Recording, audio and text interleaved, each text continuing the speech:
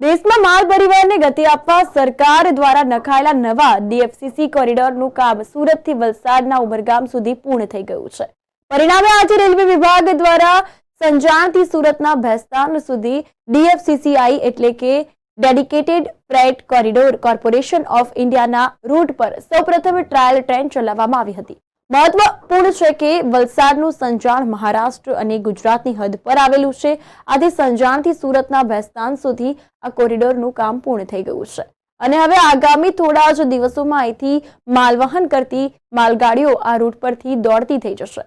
આજે 112 કિલોમીટર જેટલા ટ્રેક પર યોજાયેલા આ ટ્રાયલ દરમિયાન રેલવે વિભાગના ઉચ્ચ અધિકારીઓ ઉપસ્થિત રહ્યા હતા। રેલવે વિભાગના જણાવ્યા અનુસાર ડીએફસીસીઆઈનું કામ તેજ ગતિએ આગળ વધી રહ્યું છે અને આ ટ્રાયલ રન બાદ ટૂંક સમયમાં હવે અલગ ટ્રેક પર માલગાડીઓ દોડતી થશે।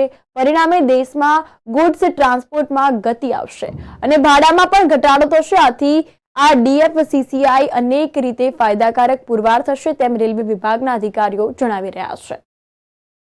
ये DFCCIL का जो एक हम काफ़ी दिनों से प्रोजेक्ट बन रहा है, तो आज बड़ी खुशी की बात है कि हम लोग आज जो है फर्स्ट ट्रायल करने जा रहे हैं संजान से लेके भेस्तान तक। ये लगभग 112 किलोमीटर है। ये फर्स्ट टाइम आज ही इसमें होना है ट्रायल। इसके अलावा वैसे यहाँ से गाड़ी जाएगी तो सीधा मकरपुरा जाके निकलती है, तो ये पूरा पैच 238 किलोमीटर का है। ये हमारा एकदम तैयार हो गया है।